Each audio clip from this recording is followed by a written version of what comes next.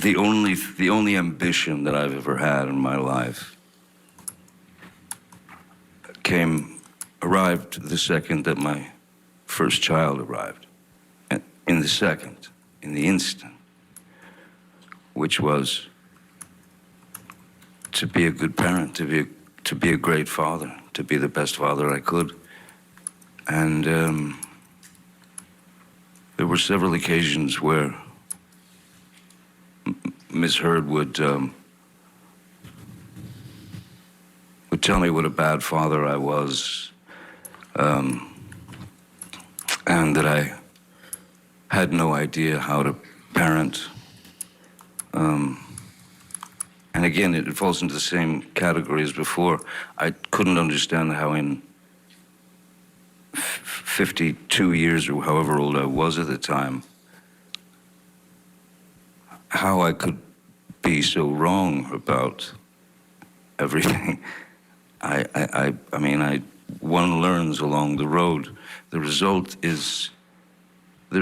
of the road is not important. It's the road that's important, because we don't know exactly what's going to happen in 10 years. We don't know. So the road is what I pay attention to, and paying attention to trying to spend as much time with my children as possible. Even that would that could send Miss Heard into a monumental tailspin, where I could hardly ever go and see my kids and spend time with my kids, because she had to have me there at all times for her own needs. So, and that was something that once you realize that that's happening, and then there are hassles between the children and her, the situation starts to get a little more grim and a little more dire.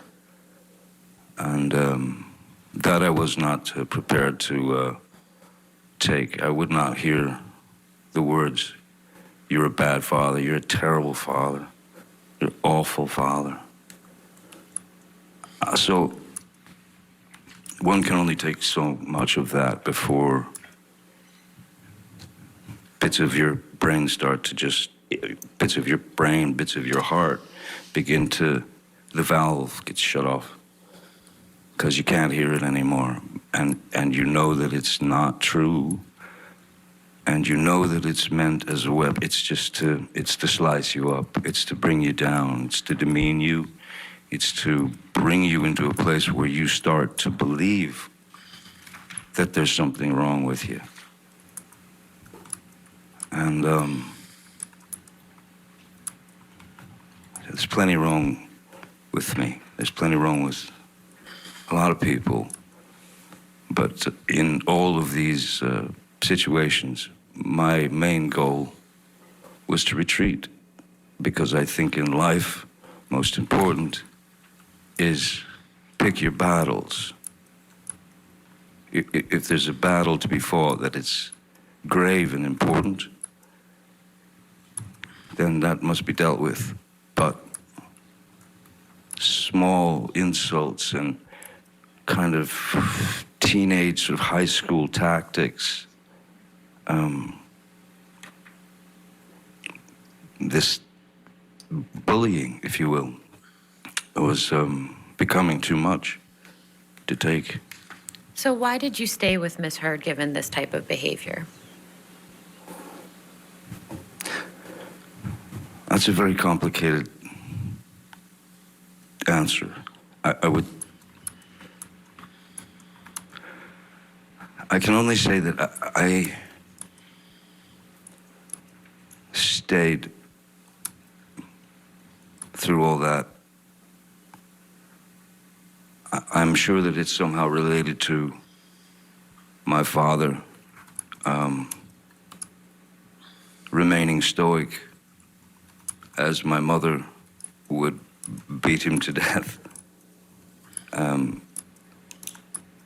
sure it had a lot to do with having been in a beautiful, wonderful 14, 15-year relationship with Vanessa, the mother of my children. Raising those kids was, there was, I had no interest in being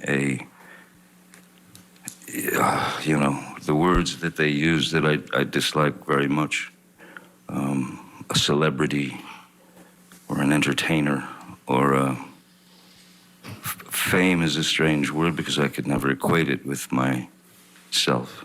I pumped gas, I worked construction, I printed T-shirts, I dug in, I had many, many jobs before any of this happened to me. So I've been able to live both sides of that life, of life. I know the very lows, and I know the very highs of where my life has gone. And it's not, I don't, again, it would be pure idiocy for me to sit up here as an actor who has been very, very fortunate over the years. And I can only say it's luck in the sense that someone hands you the ball in the beginning and you run with it. And you run as far as you can before you get tackled. So that's what I've always done. But what happens is when the word celebrity or when you are what do they call it, a public figure, that's what it is, a celebrity or a public figure, again, not complaining, but there are things that are very uncomfortable, and that is to say that at that point anybody can say anything they want to about you. And that's happened to me over 36 years or more, that things can be printed in the newspaper that are utterly false. This is even early on. So this is where that privilege, I suppose, that they call the privilege of celebrity, that's where that sticks a knife in you. Because it's one of those, that's one of those situations where your arms are too short to box with God, there are too many of them coming at you. So yes, I don't know what her motivations were, if there was some species of jealousy, or there was some species of maybe just hatred. I don't know. But in any case, the elevation and the escalation of these day-to-day arguments were simply unnecessary. It was not to help the relationship. It did not help the relationship. It wasn't meant to help the relationship. It was meant to feed her need for conflict. She has a need for conflict. She has a need for violence. It erupts out of nowhere, and what I learned, the only thing I learned to do with it is exactly what I did as a child.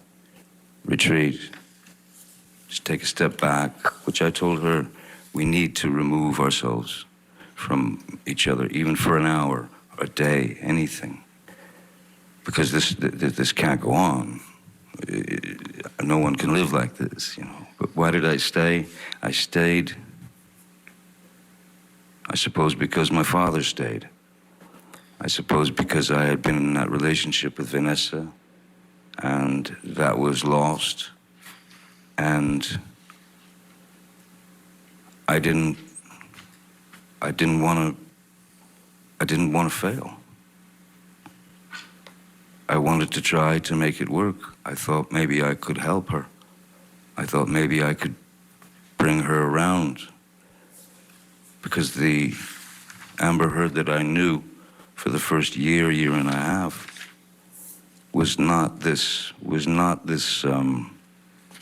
suddenly this opponent. It wasn't my girl. It was she had become my opponent, and everything that I did just didn't fit her. It wasn't. She didn't accept it.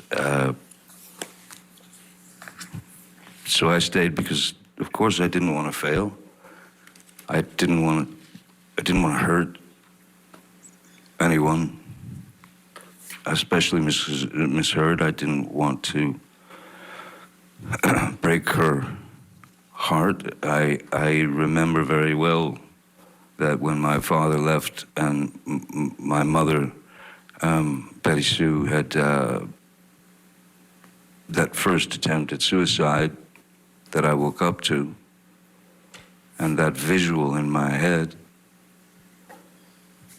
and that was a direct result of my father's leaving. Ms. Heard had spoken of suicide on a couple of occasions, so that also becomes a factor. That's also something that always lives in the back of your brain, and that you fear. Because when I would leave sometimes, many times when I would try to leave, she would, stop me at the elevator with the security guards, crying, screaming, I can't live without you. I'm gonna die. But you had to get out. There were even a couple of times when I did escape and I got to my house, arrived at my house in Sweetser, and then 5 minutes later she would arrive in the I don't know what car she was driving at the time, but she would arrive in her nightgown, screaming in the parking lot in front of my house, screaming to high heavens. It'd be 4 in the morning, 3 in the morning. It was ludicrous. It was out of control. It was uncontrollable.